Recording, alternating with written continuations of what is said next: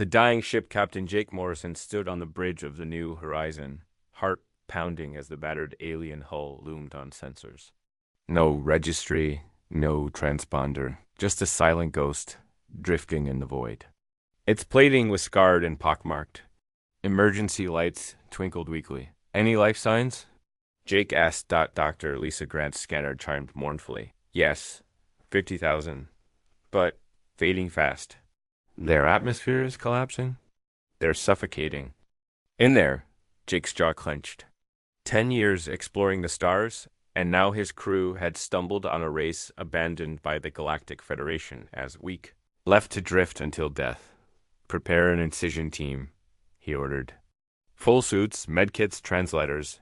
Commander Alex Rodriguez hesitated. Sir, Federation law. Cut through the hull. We're rescuing them first, dealing with politics later. 20 minutes later, Jake and Lisa stepped into the dim cargo hold. Dozens of small, furry figures huddled in ragged blankets, eyes wide, hollow, resigned. At their center, an elder limped forward. His fur was matted. Ribs showed starkly beneath. The creature's large black eyes regarded Jake with a depth of sorrow. He spoke in a trembling tongue. Lisa trained the universal translator on the sound. We are Cathra, the unwanted.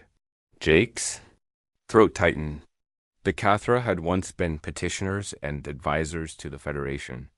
But centuries ago, after a conflict they refused to fight, they'd been labeled useless.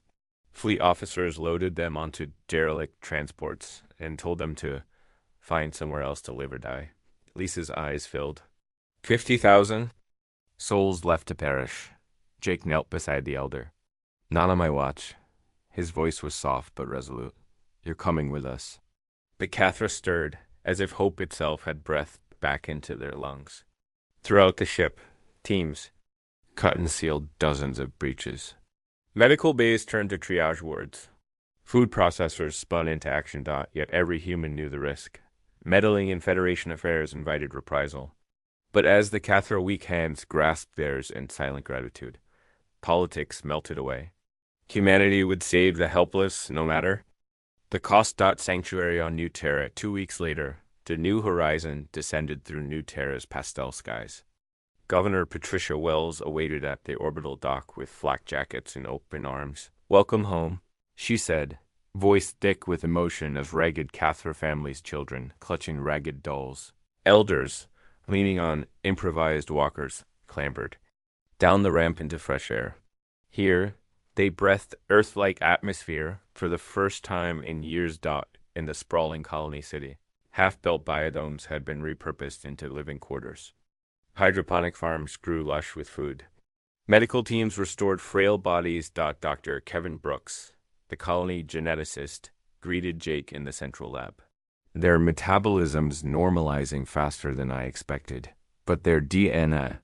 There are dormant sequences we never knew about. Lisa observed the first human-Cathra friendships forming. Small children laughing on playgrounds, easing old fears. They're connecting, she said, on a level deeper than culture. Even the skeptics among New Terra's human residents softened. The Cathra brought a gentle curiosity and empathy that filled the colony with warmth. Something machinery and terraforming drones could never replicate. But beneath the hopeful veneer, scientists and soldiers watched genetic data with growing wonder and apprehension. The weak Cathra were awakening in ways no one had predicted. Awakening the warrior code. It began with the bonded pairs. Drills in the training yard paired human Marines with Cathra volunteers. The first duo, Sergeant Tony Mitchell and Warrior Keegan, moved with uncanny synchronicity. Tony ducked a laser drone volley. Before he could shout, Keegan twisted and struck the drone with crushing claws. The machine exploded in stardust. Onlookers gasped.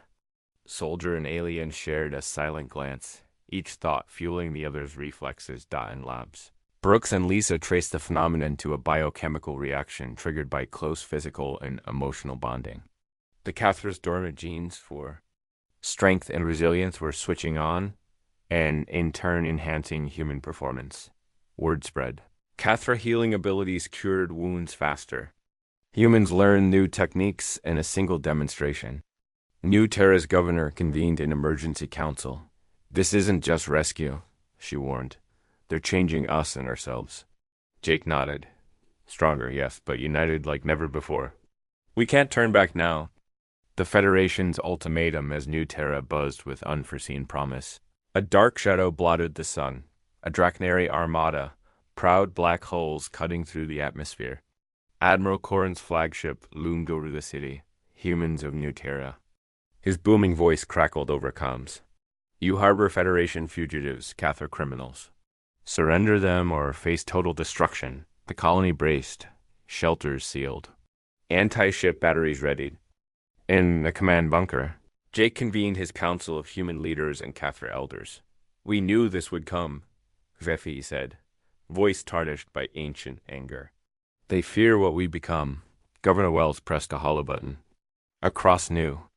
Terra's scenes flashed. Bonded pairs destroying Federation drone squads in simulated drills. Cathra healers restoring robotic soldiers. Human engineers unlocking ancient Cathar martial arts. A voice rang out. Do you think protecting the weak makes you strong? Prepare to learn otherwise. Below the fleet, Tony and Keegan led a lightning strike on a Drachnary gun platform twinned. Teleport charges disabling a railgun in under 20 seconds. The flagship's shields flickered, dot in orbit. Admiral Corrin's yellow eyes narrowed. So they fight. Very well. Rise of the Apex, the battle for New Terra erupted as the first. True test of the human Cathra bond. Coordinated squads wove through hulking mechs and plasma batteries. Humans and Cathra reading each other's minds to anticipate ambushes. On the Federation flagship's bridge, Corrin watched screens fill with victory after victory. They fight. As one, he hissed. Impossible. Captain Morrison led the final boarding strike alongside Zephi and a phalanx of elite bonded units. Ancient Cathra war chants long, silent echoed. Through the corridors as Marines and Cathra shattered containment seals dot in the central command chamber. Zephi faced Corrin face to face, two species fused by shared purpose. You cast us aside.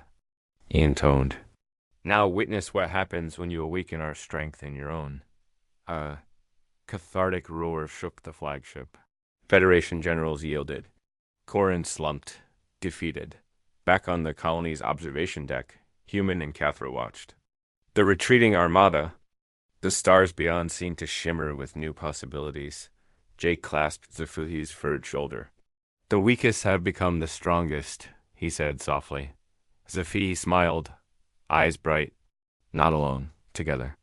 And as New Terra's sun rose, over two proud armies united, humanity's greatest triumph was not conquest, but compassion that forged the galaxy's apex predators from its most unlikely heroes.